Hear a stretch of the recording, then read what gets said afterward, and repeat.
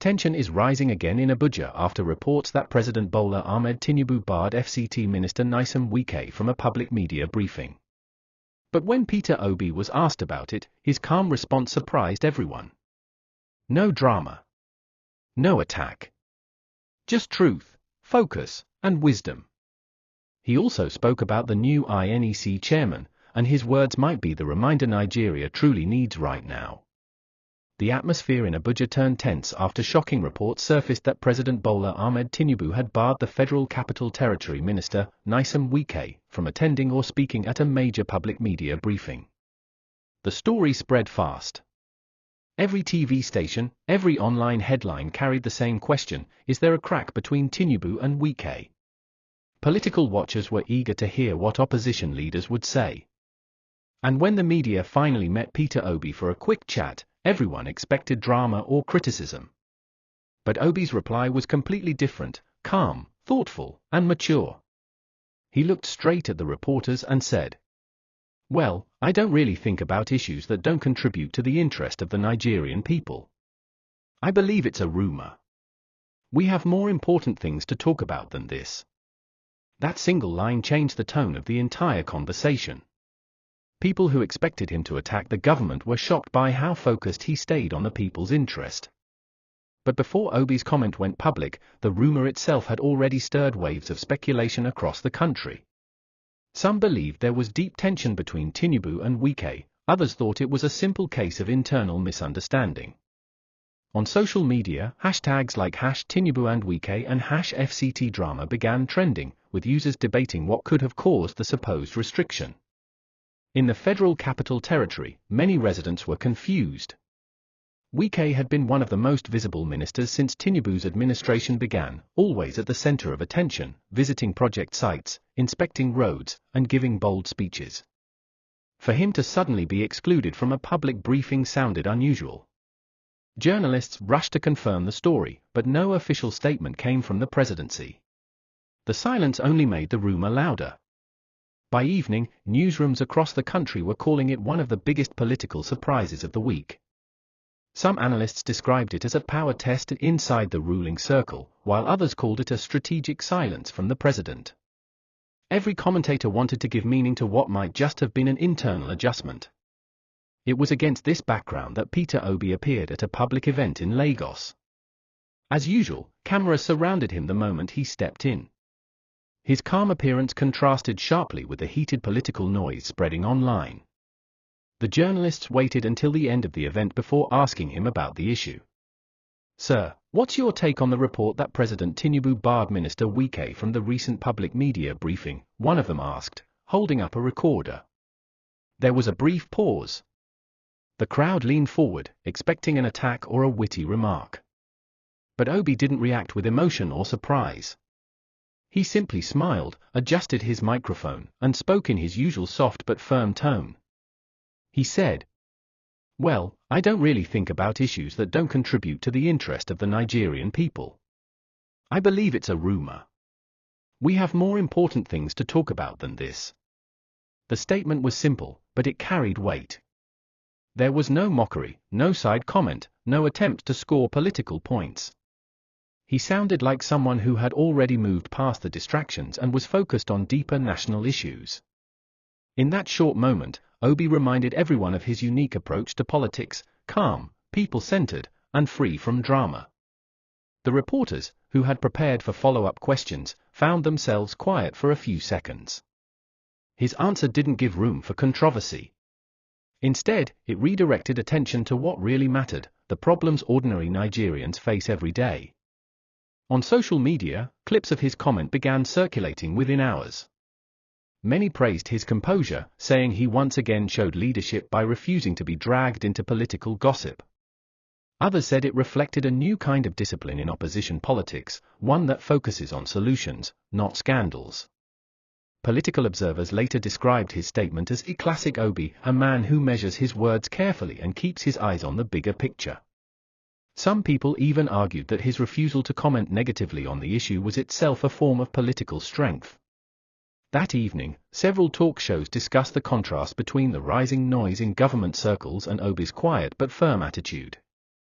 One analyst said, while others are fighting for attention, Peter Obi is fighting for focus. Another added, you can disagree with his politics, but you can't ignore his composure. The reaction from the public was overwhelming. In markets, parks, and offices, people talked about how a single statement from Obi managed to calm what had been a loud political storm.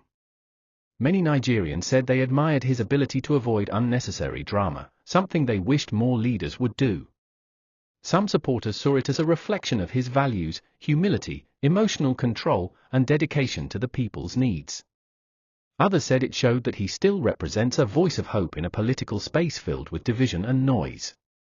By the next morning, national newspapers carried headlines like Peter Obi breaks silence on Tinubu-Wike rift and Obi calls for focus on national interest, not rumors.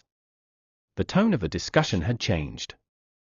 Instead of debating whether Tinubu and Wike were fighting, people began asking, what are the real issues Nigeria should be talking about? Obi's short response managed to turn a sensational story into a reminder about leadership and priorities. He didn't add fuel to the fire. He put it out completely, not with anger or criticism, but with sense and calm. That moment stood out as another example of how he continues to speak differently in a political environment filled with tension. His words didn't just answer a reporter's question, they sent a message about the kind of conversation Nigeria truly needs, one focused on the people, not on power struggles. And as the media played his clip again and again, it became clear that sometimes, leadership is not about saying the most, it's about saying the right thing, at the right time, with the right heart. After the calm but firm words Peter Obi gave about the Wike and Tinubu story, journalists quickly turned to another burning question, one that was already stirring attention in political circles across Nigeria. The topic was the newly appointed chairman of the Independent National Electoral Commission, INEC. It was one of the most discussed appointments in the country. Nigerians were eager, worried, and divided in opinion. Some were asking if the new INEC boss could truly be independent, while others wondered if he would simply continue the same old system. The appointment had become a fresh topic of debate in both social and political gatherings. When Peter Obi stepped out of the event venue later that day, reporters followed him closely. One of them raised his hand and asked, "Sir, what's your view on the new INEC chairman appointed by President Tinubu?" Everyone knew this question would come. The cameras zoomed in. The crowd went silent again, expecting a sharp statement or criticism. Obi looked calm, as always. He gave a small, polite smile, then replied slowly and clearly. "Well, I don't have much to say about that. He's appointed to serve the people's interest, and I believe he can make changes where they're needed." He paused briefly, then added, "What matters most is that we build a Nigeria where the son of nobody can become somebody and have a say in this country." His tone was soft, but his message carried weight. Everyone around him could feel the sincerity in his words. He didn't attack anyone. He didn't make assumptions. Instead, he gave hope, the kind that reminds people that leadership should be about trust, not fear. The reporters looked surprised. They had expected something different, maybe a direct comment about INEC's past performance or a criticism of the appointment process. But Obi's response showed maturity and restraint. He wasn't interested in political games, he was focused on what the new INEC chairman could do differently. His mention of a Nigeria where the son of nobody can become somebody quickly caught attention across social media. It echoed deeply among young people and ordinary citizens who felt shut out of opportunities. Many shared the clip with captions like "This is the Nigeria we want." Political analysts began to discuss the deeper meaning of his statement. One said, Peter Obi didn't just speak about the INEC chairman, he spoke about the soul of Nigeria. Another commentator said, he's reminding us that institutions should serve every Nigerian equally, not just the powerful. In many ways, Obi's answer reflected the same principle he had always stood for: fairness, transparency, and justice. He made it clear that the focus should not be on who is appointed, but on how well they serve the people. He didn't want to repeat the cycle of blame. He wanted change that could restore people's trust in the system. As his words spread, reactions poured in from both supporters and critics. Supporters praised his balanced tone and maturity, saying it showed that he had grown even more focused since the election season. Critics, however, said he should have spoken more strongly, accusing him of being too cautious. But even among those who disagreed, most admitted that his words were thoughtful and carried purpose. In the following days, several media programs replayed his statement during their morning shows. Journalists analyzed his words, breaking down each phrase and what it meant for Nigeria's democracy. The message was clear: Peter Obi wanted a nation where people's voices truly mattered, and where appointments to key positions were made for service, not control. Many young Nigerians saw his comments as a lesson in responsible leadership. They said his reaction showed emotional intelligence, the ability to stay calm even when questioned about sensitive topics. Instead of attacking or accusing, he focused on the values that Nigeria should stand for. That same evening, online discussions about the new INEC chairman took a new turn. People began asking questions like, can this new chairman really bring change, and will he live up to the hope Peter Obi talked about? Some civil groups even released statements urging the new INEC leadership to prove that they were truly independent and capable of delivering credible elections. They quoted Obi's words about building a Nigeria where the son of nobody can become somebody. Those words had turned into a kind of national reminder. In many offices, shops, and university campuses, people discussed the statement not as a political line, but as a dream that captured the struggle of millions of Nigerians, the dream of fairness, equality, and justice. By the next morning, a national newspaper ran a headline that read, Peter Obi speaks on INEC appointment, focuses on hope, not politics. The article described his reaction as mature, measured, and meaningful. It noted how Obi avoided controversy and instead delivered a simple but powerful message about the kind of leadership Nigeria needed. Even some members of the ruling party quietly admitted that his tone was respectful and patriotic. They might not agree with his politics, but they could not deny the honesty in his approach. For many Nigerians, Obi's words reminded them of what leadership should look like: calm under pressure, humble in speech, and driven by love for the people. It wasn't about being loud, it was about being right. That moment stood out as one of the few times in recent months when a politician chose hope over hostility, and maturity over noise. In a political space often filled with accusations and anger, Peter Obi's simple words became a refreshing reminder that power should serve the people, not control them. As the day ended, his message kept echoing: he's appointed to serve the people's interest. What matters most is that we build a Nigeria where the son of nobody can become somebody and have a say. Those words stayed with many listeners, not because they were dramatic, but because they were true. Obi's calm message that day wasn't just about a new INEC chairman, it was about the kind of nation Nigerians still hope to see, and the kind of leader they wish to follow. As the day went by, the air around Peter Obi's remarks remained calm but thoughtful. His words were not meant to spark noise, they were meant to redirect attention. While many people had focused on the drama of politics, Obi had once again turned the spotlight to the real matters that touch the lives of Nigerians. He didn't chase after headlines. He reminded everyone that leadership was not about gossip or personal rivalries, but about building a nation where truth, fairness, and the people's welfare come first. In the quiet that followed his statement, something about his tone lingered. It wasn't angry or defensive. It was patient, the kind of patience that comes from understanding the weight of responsibility. Obi's words sounded like a reminder that Nigeria's politics has lost too much time to distractions. Instead of fighting over personalities, the country needed to return to purpose. His voice carried that message, not in a loud way, but with the kind of calm that forces people to think deeply. He had spoken about the new INEC chairman with hope, not suspicion. That alone showed a maturity rarely seen in Nigerian politics. For him, giving someone a chance to serve was not a sign of weakness, but of faith in the country's possibility to do better. When he said the new appointee was there to serve the people's interest, he wasn't just talking about one man, he was talking about a system that must rise beyond politics to serve the people.